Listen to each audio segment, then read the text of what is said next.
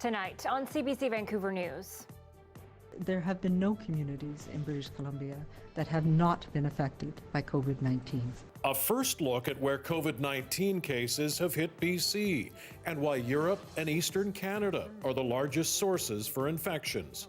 Also, a BC woman killed by police in New Brunswick, and when you're from a family of 7 kids, you go to the Army and Navy.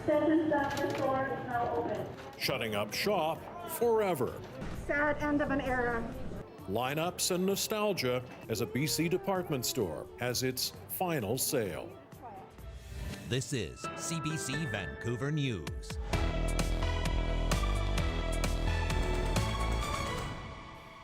Good evening. Well, for the first time, we are learning where COVID-19 has hit the hardest in BC and getting a better idea of where the strains came from. Today also marks another milestone. There are currently no active cases of the virus outside the Lower Mainland. Our Tanya Fletcher has been looking at the detailed new modeling released by the province today. Tanya, what more are we learning about the geographical breakdown? Yeah, so BC is for the first time releasing more regionally specific data. Until now, we've only been given the breakdown by health region, but now the province is revealing the numbers by sub-health regions. So take a look. So first of all, the pink illustrates on this side kind of the overall cumulative cases since January across the province. And you'll see the highest concentration is by far right here in the Lower Mainland. This is an enlarged version of that. The purple on this side, the lighter area, is more recent, so the last 2 weeks of May.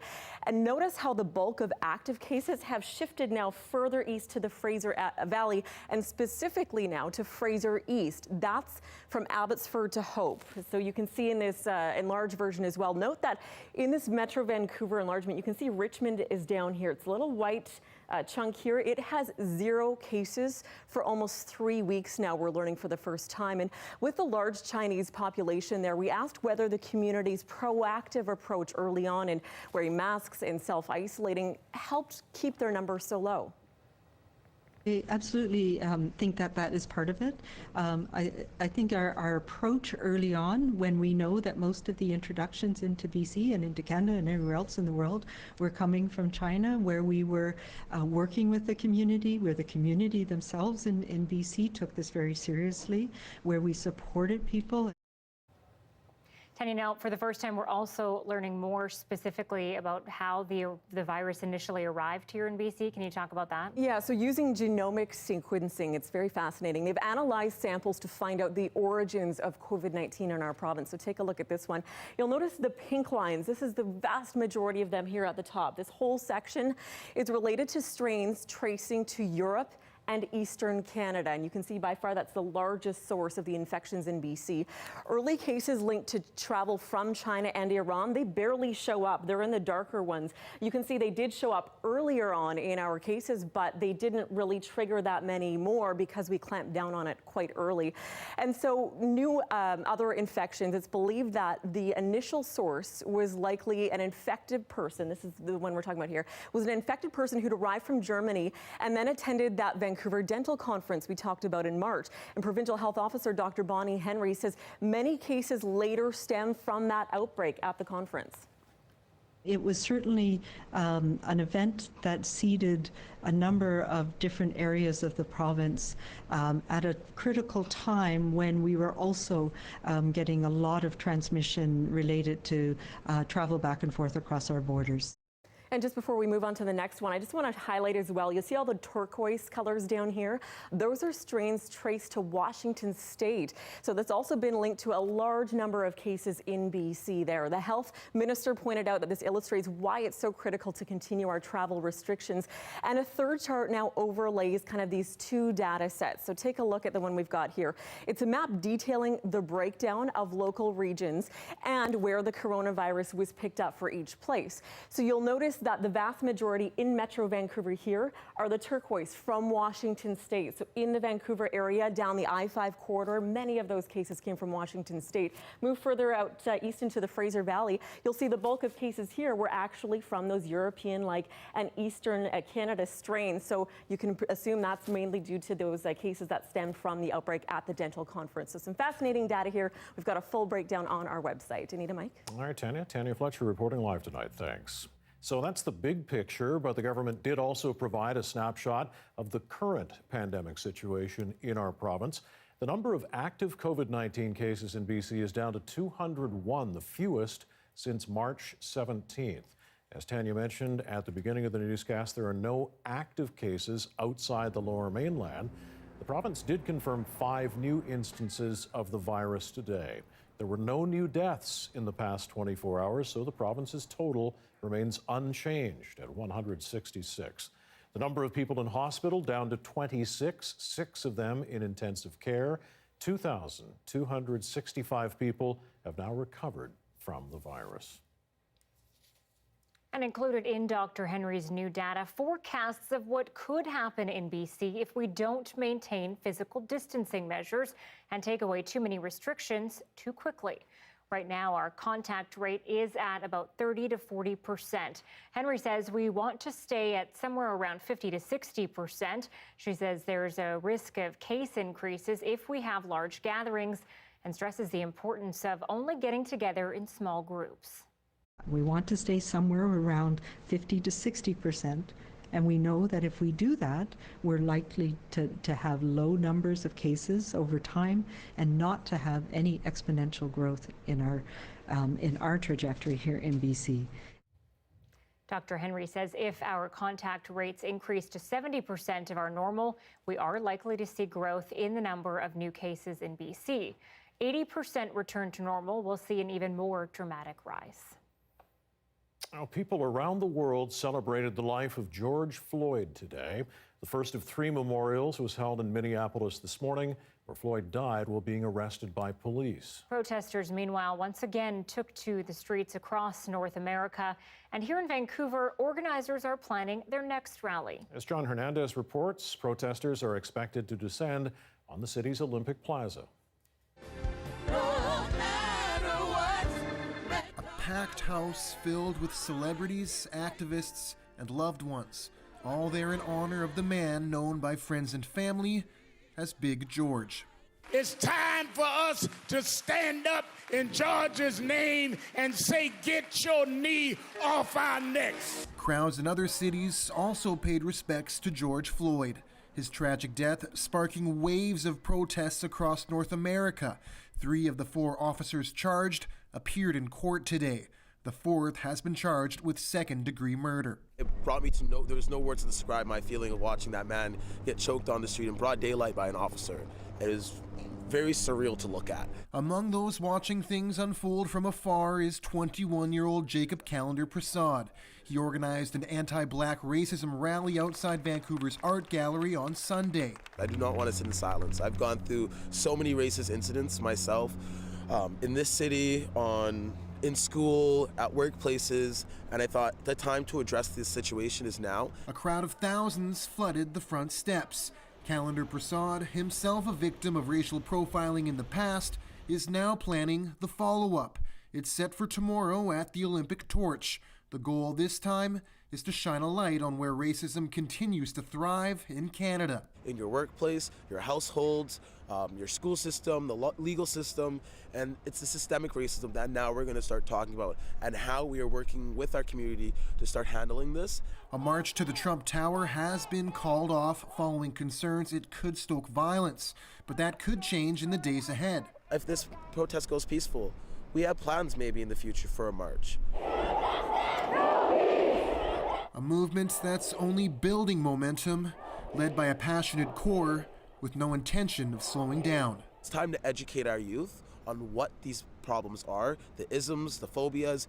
This is not just a fight that's going to stop now. John Hernandez, CBC News, Vancouver. That's become very clear through all of the conversations we've been having and social media posts that there's a lot more to say on this subject. So on June 17th, join us for a CBC town hall on addressing racism in our society. Unmasking Racism, what are we going to do about it? Will be hosted by our Leanne Young and host of the early edition, Stephen Quinn. We want to hear from you about your experiences with racism and the change you want to see. You can email us right now at cbcnewsvancouver@cbc.ca and tune in 2 weeks from now at 7 p.m. You can watch online on any of our streaming platforms or listen on CBC Radio 1. A young Indigenous woman from BC has been shot and killed by a police officer in New Brunswick. The police say she threatened an officer who was doing a wellness check, and her killing comes at a time when police actions toward minorities have heightened tensions in the U.S. and Canada. And Barrett joins us now live with more on this. Dan, first of all, who is the victim? She is 26-year-old Chantel Moore. She is Telequat, born in Tofino. She worked at the Sachat Market and a fast gas bar near Port Alberni for years. Family say she was kind, gentle, and beautiful. Moore had just moved to the East Coast to be with her mother and daughter. The Edmundston Police Force in northwest New Brunswick says an officer went to a downtown apartment building after getting a call around 2:30 in the morning to check on someone's well-being. Moore's great aunt says a former boyfriend of hers called police to check on her, concerned she'd been harassed after moving to a new apartment in that city. Police say when the officer got there, a woman came out of the apartment with a knife and attacked them. The officer shot Moore. The force says they tried first aid, but she died. Her family is understandably devastated. She was a very lovely young woman. She was always happy, always bubbly, and never, ever knew her to be aggressive in any way. The Edmundston Police Force says Moore received strange messages on Facebook. A spokesperson says he doesn't know how long it was between the officer's arrival and when Moore was shot and killed, but says it was quick. He says he didn't think the officer tried to use non-lethal force. He had no choice but to use his firearm to defend himself. And Dan, we have heard from Chantel Moore before. I know this. Can you talk about that? Yes, she spoke with our Vancouver Island colleagues at Check News 2 years ago about the dangers of opioids, something her brother struggled with. My brother is an addict, and it hurts to see him the way he is. I almost lost him about a month ago to an overdose, and it took 3 needles to just bring him back.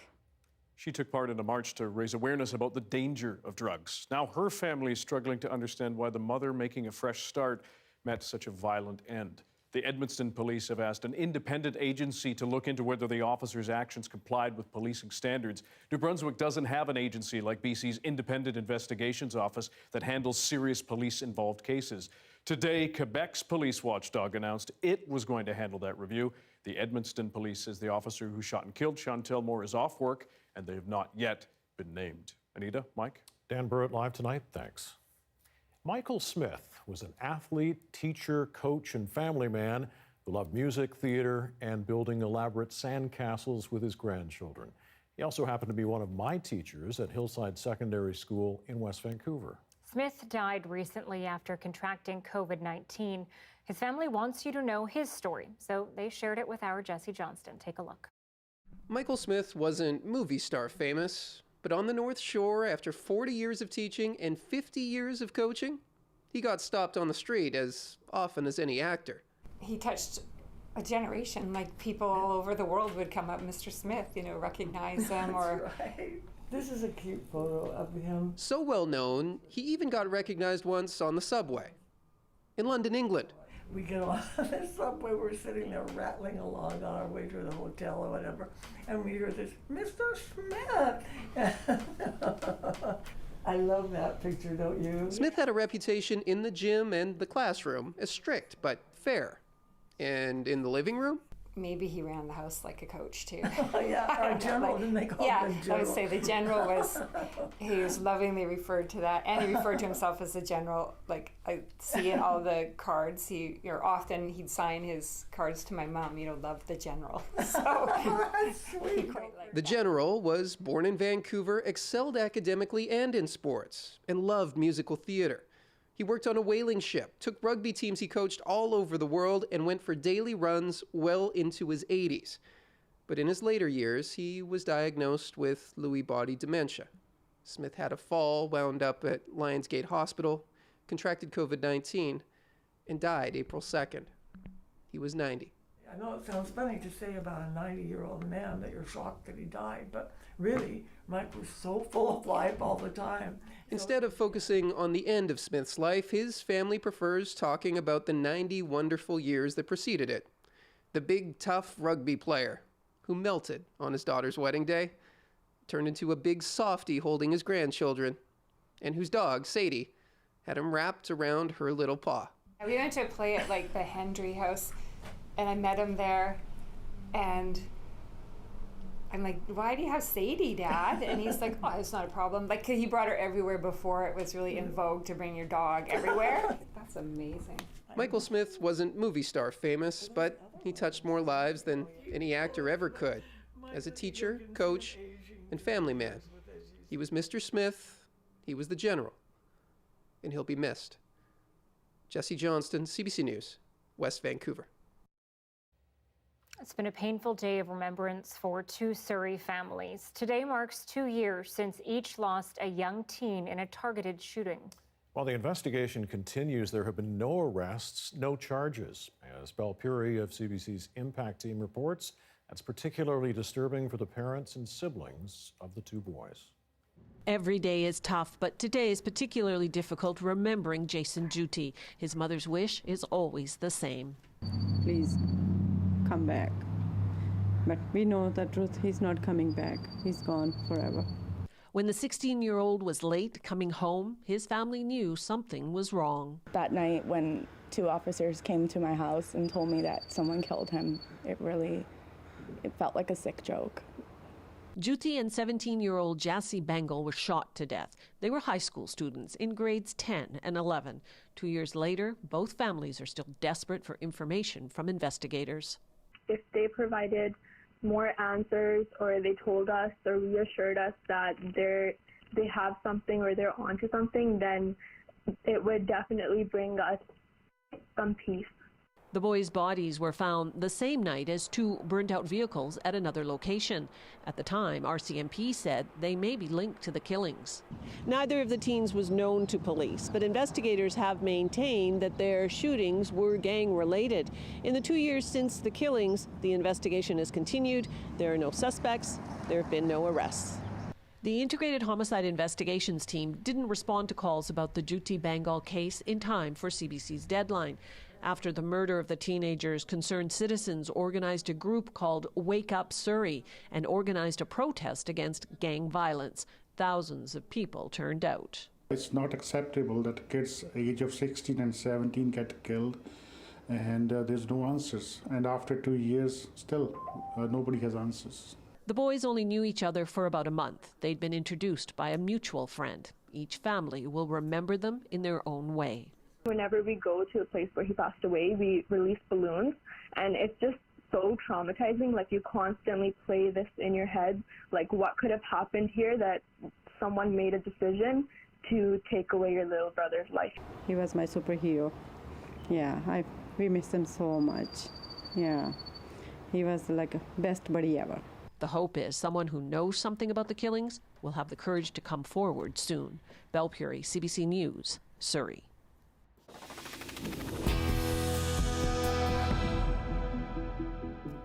Well, the final markdowns are drawing record crowds as they did in the heyday of Army and Navy stores. The 100-plus-year-old department store chain is closing down for good, ending an era in retail in BC and Canada.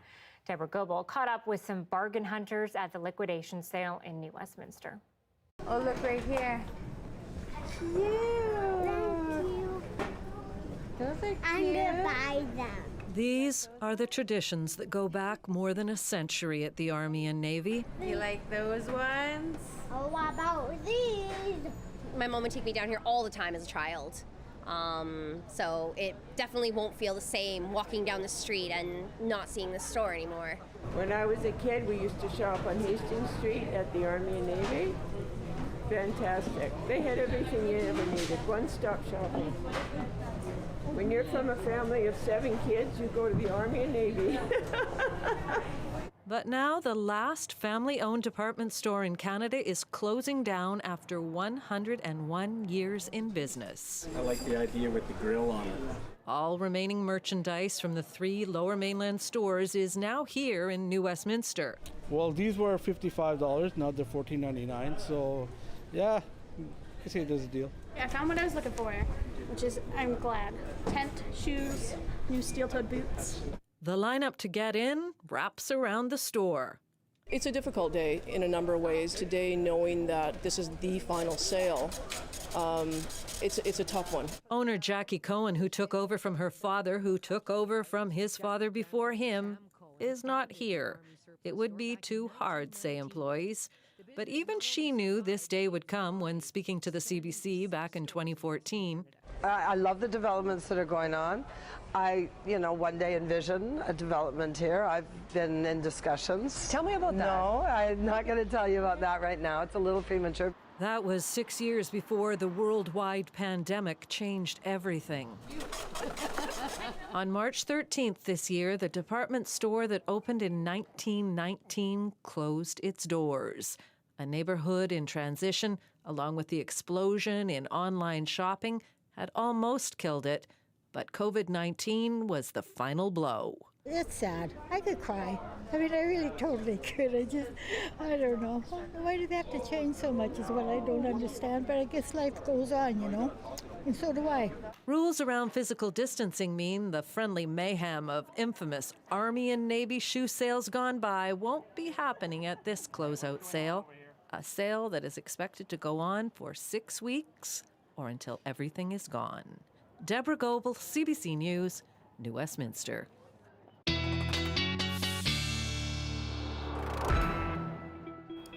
All right, let's check in with meteorologist Brett Soderholm now, see if we can maybe get a deal on the weekend forecast, because Saturday is looming, my friend.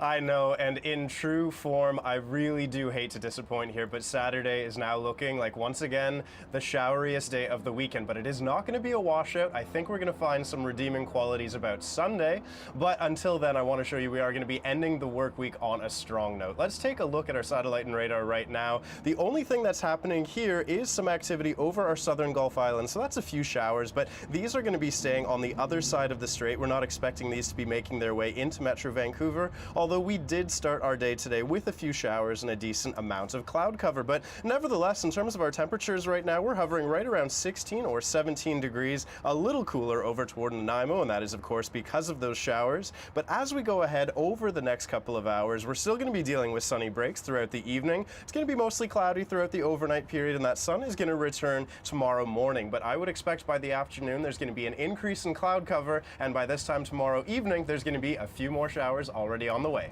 Uh-oh, okay. Thanks, Brett. Well, normally around this time of year, grade 12 students from across the province mark a huge point in their life. It's high school graduation.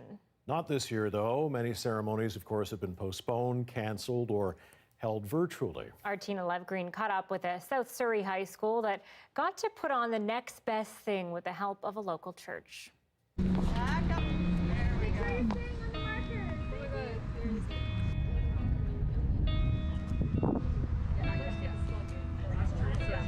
Your high school graduation. It's one of those big milestones you never forget.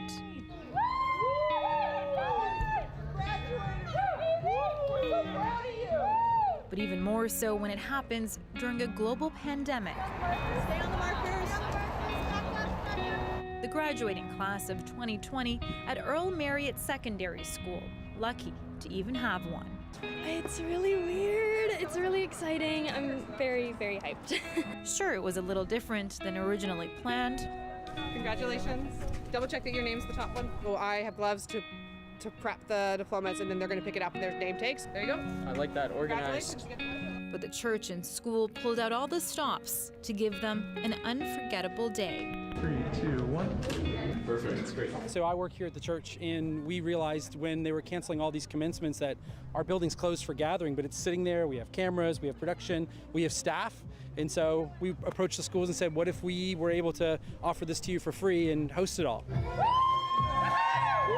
Including a red carpet moment. Oh, it's surreal to think about all of the things that have been taken away from the grads this year, and just the fact that we can actually offer them some sort of celebration is really, really beautiful. Way to go, guys! Graduated! And these bright minds quick to find the silver lining. Sitting there for 3 hours would be hard too. It's definitely better than doing something online. It's really nice that they could put this together for us, even amidst the pandemic. It's definitely going to be a day that I'm never going to forget. But of course, some things just not possible during COVID-19. One thing I wish I could do right now would probably give my best friend a hug, but that'll probably happen in a few months. And the empty seats inside noticeable. No family allowed in for that proud moment. He's excited to start a new chapter. Of crossing the stage.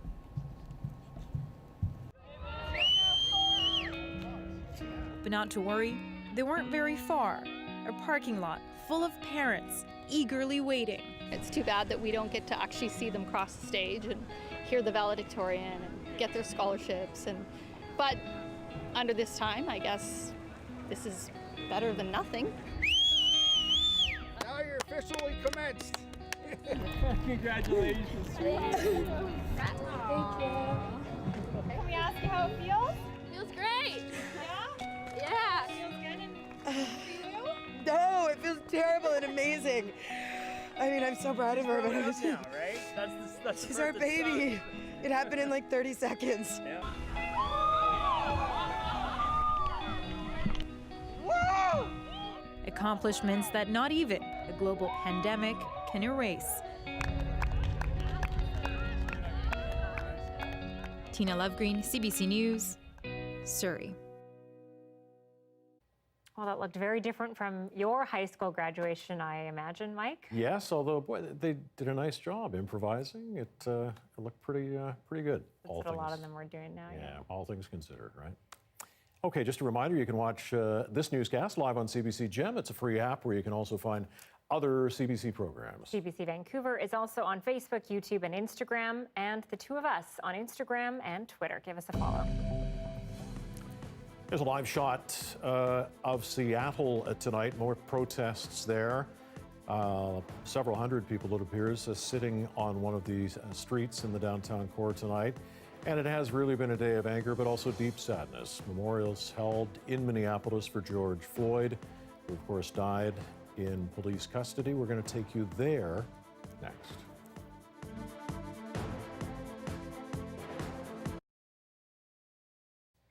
Well, thank you for watching online for the ad-free live stream of our show.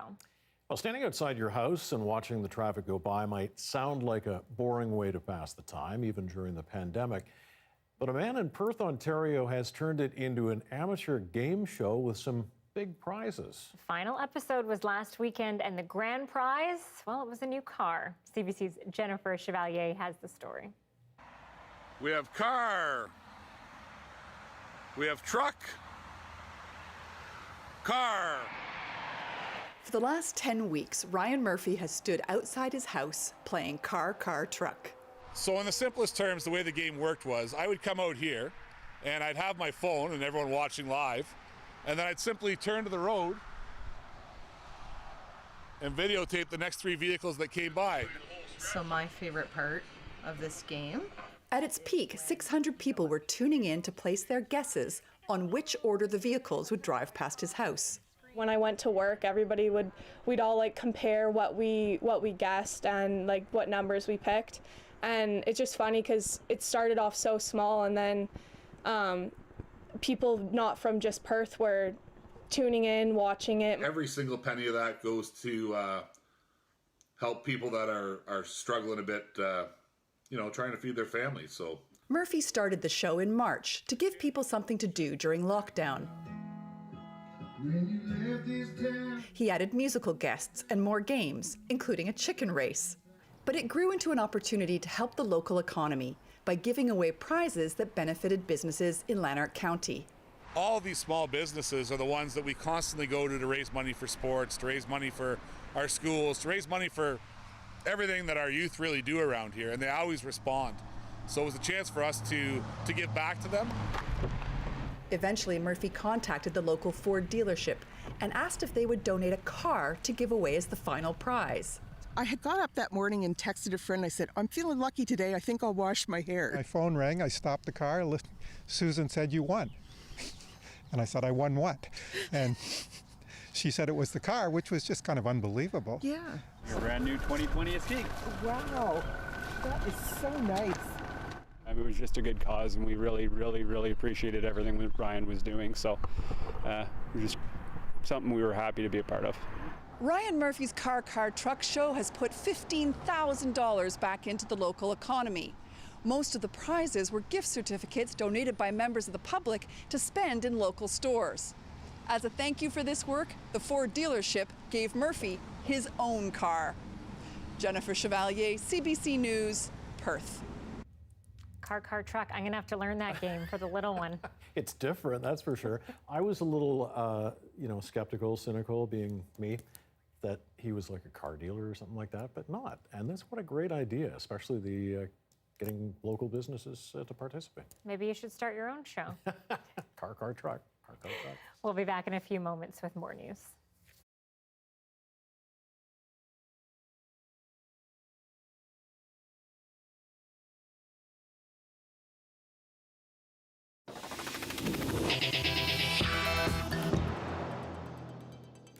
The concerns being raised south of the border about racism and policing are fueling a movement here in Canada as well to redirect funding from police to other services. Katie Nicholson now with recent cases in this country that are raising questions. A man staggers in the middle of the road Monday night, only to be knocked down by a police vehicle. The RCMP officer behind the wheel now removed from the community and under 2 investigations. In New Brunswick, a well-being call last night ended with an Indigenous woman shot to death after police say she attacked the officer with a knife, while her community in BC grapples with its loss. We need answers. And in Toronto last week, a Black woman in mental distress falls to her death after police were called to her apartment. That death leading to calls to redirect police funding to improve social services for Black and Indigenous communities, something known as defunding police. It's looking at the full policing apparatus and looking at alternatives to the services that are provided by police. It's something the mayor of LA says he's willing to do, cut around $100 million to address needs in the Black community. So what we're asking for is to imagine different remedies, different sort of systems that can be put in place to still ensure all of our collective safety while not putting others at risk. Today, the Prime Minister was asked whether he might consider a similar measure for the RCMP. We need to look at what's appropriate in Canada, how we can best keep Canadians safe, and how we can best address the systemic racism. But the Canadian Police Association says forces across Canada already rely on specially trained civilian units for things like mental health calls more than ever before. The very thing that they're calling for is exactly what we're doing in policing in this country. Could we do more? Sure. Could we, do we need to get better at it? Absolutely. But will Canada's police forces be willing to part with a chunk of their budget? When asked point blank today, Toronto's police chief said to make such a cut at this moment in time would be naive. Katie Nicholson, CBC News, Toronto. Now, the death of George Floyd has led Canadians to examine how police treat visible minorities here. Alison Northcott has the story of a recent incident in Laval, Quebec, involving a Black man and police. This video, shot last week, has been circulating online, showing Laval police pulling a man out of a car by his hair onto the ground. It's hard for Samuel to relive those moments. He spoke with CBC News. We agreed not to use his last name because he fears harassment. I'm traumatized, It's very hard for me. And I'm very stressed. I can't sleep at night too. And I'm even scared to go outside. He believes he and his friends were pulled over because they're black. He says police checked their ID and told them to get out of the car, then eventually pulled him out. Are they going to kill me? Or do I have to defend myself for them not to kill me or something, you know? Like, that's really what was on my mind. Laval police say the car was stopped for erratic driving, that the officers told Samuel multiple times over several minutes to get out because they suspected there were drugs inside, but he refused. They say it wasn't racial profiling. Les motifs de l'interception étaient clairs et justifiés pour les policiers. The men were ticketed for not social distancing, and Samuel could face charges, including assaulting a peace officer. The way he was treated by that police officer with such disdain. Former police officer Will Prosper sees it as another example of young black men targeted. You feel like you're excluded, and you just finish by developing a frustration of a system that doesn't do anything for you. Nobody cares for you, and that's the feeling that we're having. Almost 20 years of having a driver's license. I've been intercepted over 100 times for random checkups. That's my life. Renzel Dashington hosted a discussion about the video online and says for him it's brought up emotion and fear. He wants action from political leaders. For every video that exists, there's 100 more you've never seen. Samuel's lawyer says he plans to file a civil suit against the officers involved. Alison Northcott, CBC News, Montreal. You are looking at a live shot right now of Washington, D.C. crowds, hundreds, maybe thousands gathered outside the White House. The 10th day of protests, but today was also a deep day of mourning in the U.S. The first of several memorials was held to honor George Floyd. He was the man killed while in police custody in Minneapolis. Families, civil rights leaders, and Hollywood stars were on hand to pay tribute to a man whose death was galvanized around the worldwide movement for equality. In today's ceremony in Minneapolis, the eulogy was delivered by one of America's best-known civil rights leaders. Susan Ormiston has the details. It's time for us to stand up in George's name and say, get your knee off our necks. It was as much a civil rights revival here at a university in Minneapolis as Reverend Al Sharpton, the civil rights activist, thundered a message to the crowd here to honor George Floyd, who died in Minneapolis just over a week ago. Sharpton invoked the idea of a white police officer's knee on a black man's neck has echoes down in history, and said this is a rare moment in American history to reform the criminal justice system and make a better country for all its citizens. The family's lawyer, Ben Crump, said that what happened that day was tantamount to torture, and the three officers who are implicated in his death appeared at the same time in a Minneapolis court. The judge set bail at $750,000 for each of them. They face charges of aiding and abetting murder. A fourth officer is charged with second-degree murder. There was lots of singing and praising the Lord, and really a celebration of Floyd's life, but also a recognition, says Sharpton, that this death has changed things. He said he has hope for the future, given the breadth of the response, the blacks and whites marching in the last week, all ages, and he invoked people not to let this opportunity pass. Floyd's casket, which was here, will go to Houston over the weekend, where a formal funeral is planned for Tuesday. Susan Ormiston, CBC News, Minneapolis. The massacre in Tiananmen Square in Beijing was marked by protests on the streets of Hong Kong today. Why a somber anniversary is even more poignant this year. That's next.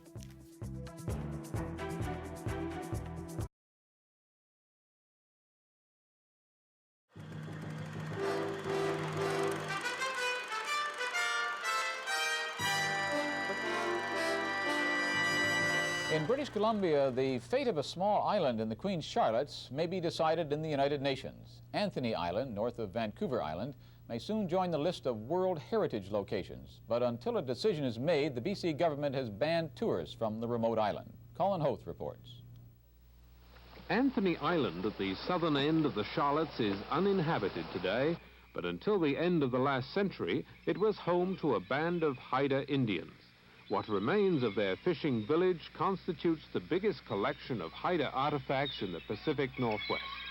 There are here the remains of 19 totems, among them several mortuary poles. They were carved as the resting places for the remains of prominent citizens. There are, too, the ruins of longhouses, the communal living quarters that were another feature of the Haida culture. Down the years, the site has been damaged by fire and vandalized by visitors. In 1959, several of the better carvings were removed to stock British Columbia's museums. But now, in the wake of this move to grant world recognition to the cultural importance of Anthony Island, the province is at last making plans to stop the rot. To block further desecration, no one is to be allowed on the island without permission. Colin Holt, CBC News. The BC Penitentiary, notorious for the riots, hostage takings, and bloodshed behind its walls, was officially closed down for good today. Though the convicts were gone, the curious turned out by the hundreds to see for themselves what it must have been like on the inside.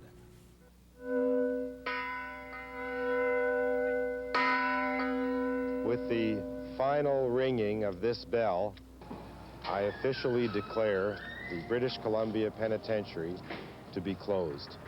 The ceremonial opening of the main gates marked the end of the 102-year story of this notorious jail. The occasion was, said Kaplan, symbolic of the fact that our correction service is now moving in new directions. It was obviously the notorious reputation of the BC Penitentiary that brought some 40,000 visitors to take a look inside the walls at open house sessions this week. The lineup's about halfway up the hill. It looks about like a 2-hour wait, over. They crowded through the ruins of the East Wing that were gutted by rioters in 1976.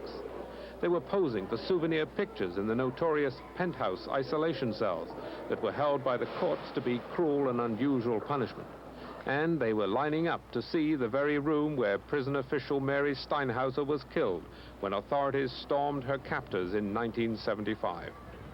Well, I wouldn't want to spend any time in there. I spent enough time just now, thank you.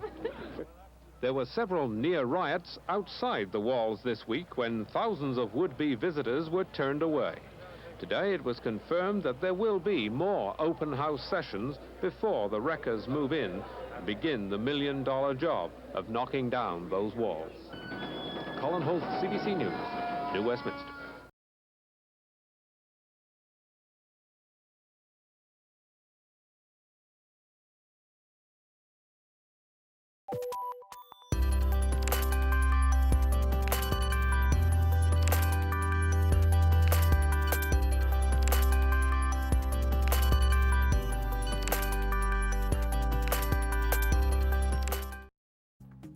Some of the stories we're following tonight on CBC Vancouver News. And measures at the border continue to be key for us as we maintain and avoid further transmission of COVID-19 in BC. Strains traced to Europe and Eastern Canada are by far the largest source of COVID-19 infections in BC. For the first time, the province is releasing this data. It includes details showing in the Lower Mainland, Richmond had the least number of cases, while the area including Abbotsford, Hope, Mission, and Chilliwack has had the most. And the number of active COVID-19 cases in BC is down to 201. That's the lowest number since mid-March. And today there are no active cases outside the Lower Mainland. There have also been no new deaths in the past 24 hours. A 26-year-old Indigenous woman from BC has been killed by a police officer in New Brunswick. She allegedly threatened the officer during a wellness check. Police have not said how many shots were fired. Investigators say resuscitation was attempted, but the woman died at the scene.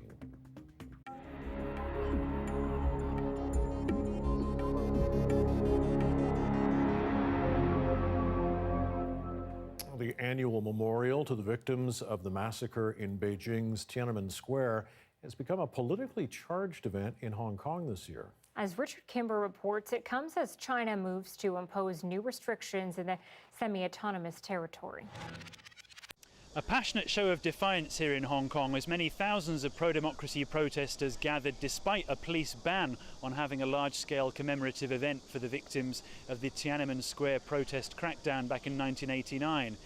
I think it's the responsibility to keep this ceremony going on, because if we don't come out today, we don't even know if we can still come out next year.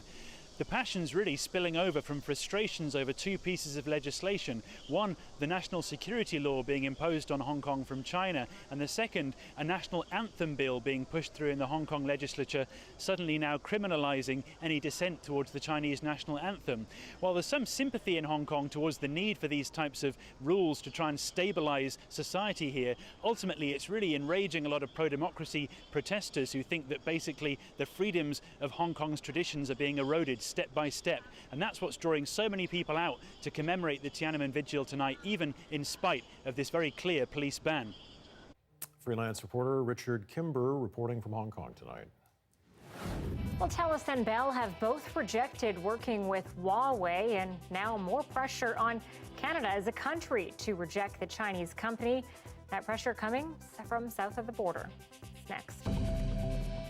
6:44, a live look at City Hall in Vancouver tonight. Well, I guess we can call it January. It's in full swing. Brett has a look at whether the chill is going to persist. That's next.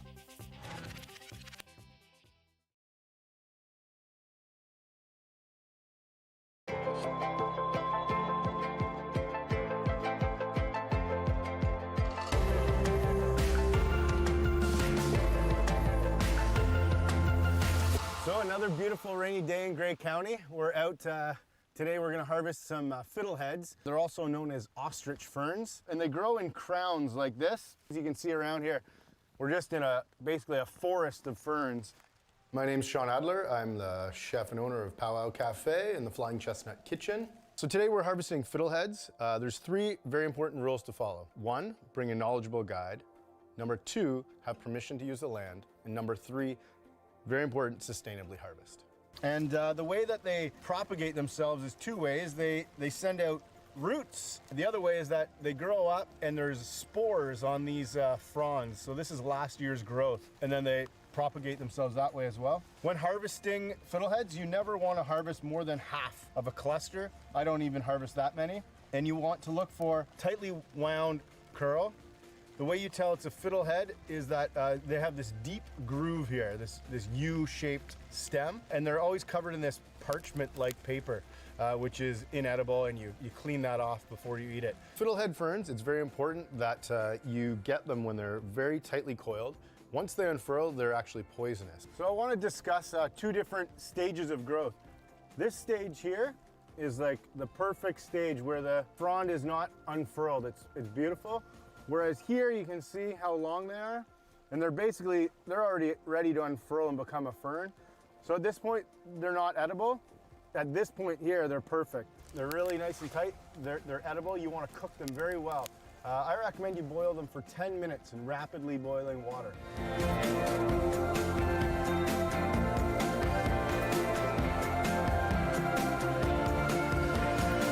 Fiddleheads are a delicious spring edible. They originate along the eastern seaboard of the US and Canada and span into Quebec and Ontario. But fiddleheads are actually eaten in India and China, and they grow in similar temperate locations like this. They taste slightly reminiscent of asparagus. You can roast them, you can cook them and add them to pasta, serve them as a side with a beautiful steak. Fiddleheads are a really versatile ingredient, and it's a great wild edible in the spring to forage, easily identifiable. Here's how to make fiddlehead tempura. First, take your fiddleheads and wash them in cold water. Next, blanch them in a pot of boiling water. Shock them in ice water.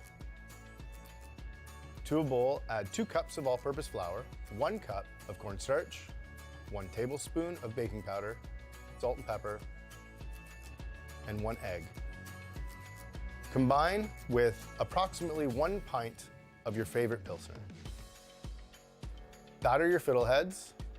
Carefully place them in a pot of hot oil at 350 degrees. Fry them until crisp and golden. Season with salt and enjoy.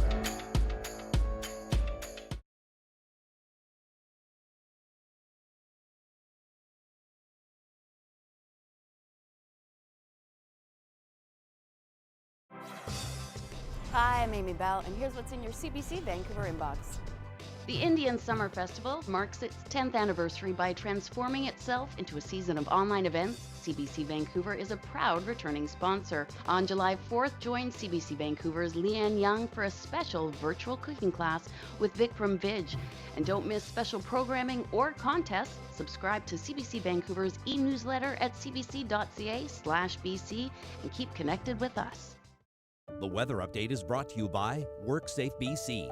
Visit WorksafeBC.com for workplace health and safety resources, including COVID-19 prevention. Meteorologist Brett Soderholm joins us once again for a look at the forecast. And Brett, I think you made Mike pretty upset last time we talked to you today.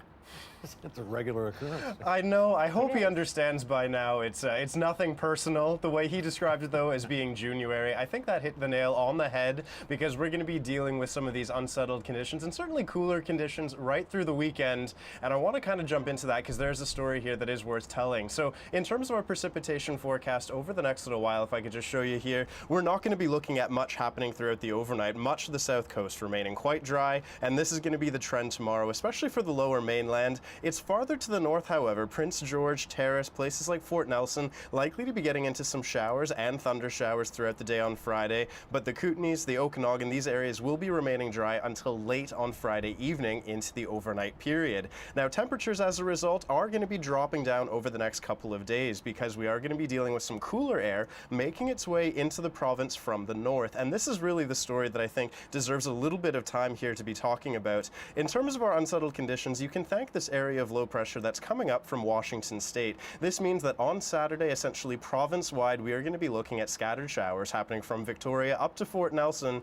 But by Saturday and Sunday, watch what happens. This area of low pressure kind of reforms on the other side of the Rockies. It's going to gain a bit of strength, and as it does so, it's going to be bringing a lot of heavy rain to the far northeastern portions of the province. So anywhere stretching from Prince George up to Fort Nelson. And these totals here, rather, I should be saying, are significant. If you look at this, there's the potential for upwards of 80 millimeters of rain to be accumulating, especially on Highway 97 as you're traveling north from Prince George. By contrast, when we look down onto the southern half of BC, and specifically at the south coast and into Vancouver proper, we're only going to be dealing with about 10 to 15 millimeters of rain. So all of this is to say the heaviest rain is going to be falling far to the north and east, whereas us down here will be dealing with just a few showers throughout Saturday. What does that translate, though, for our 5-day forecast? Well, finishing off the week on a strong note, we're going to be dealing with sun and cloud throughout the day on Friday. Showers, though, and cooler. Look at that, 16 degrees come Saturday here in Vancouver. But for Sunday and Monday, I've got pretty good confidence we're going to see that sun return and temperatures will rebound slightly.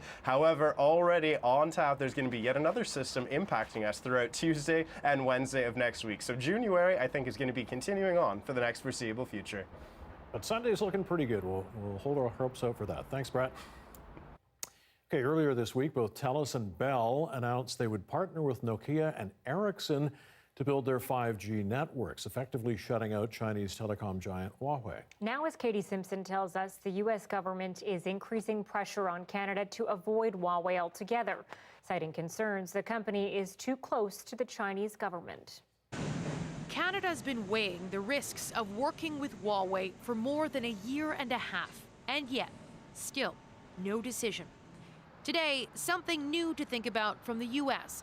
Greenlight the Chinese tech giant to help build Canada's 5G network and risk consequences. We'll have to make an assessment if we can continue sharing intelligence with countries who have Huawei inside their most sensitive technology and their most sensitive national security areas. Washington argues Huawei is a national security threat, as it can be forced to act as a spy agency for the Chinese government, a claim the company denies. There's no evidence that the senior leadership of Huawei has particularly close relationships with the China government. But Canada's intelligence partners, members of the Five Eyes Alliance, have either banned or are working to remove Huawei from developing the next generation technology. Prime Minister. The UK had originally said it could play a limited role, but is now reversing course after the US added an additional layer of pressure. Washington announced dramatic sanctions targeting the company, which will make it harder for Huawei to secure the supplies it needs. We continue to work with our security services and intelligence agencies on the right path forward for Canada. With the sanctions and fresh pressure, Canada may have little choice but to follow its allies. Canada is an intelligence-consuming country, and without intelligence from the United States, we would be very much in the dark. Here in the U.S., Republicans and Democrats both support a ban on Huawei in 5G networks, so that pressure will continue. Katie Simpson, CBC News, Washington. Well, graduation ceremonies might have been a little underwhelming for some this year, so we gathered some famous British Columbians to hand out some inspirational messages. That's next.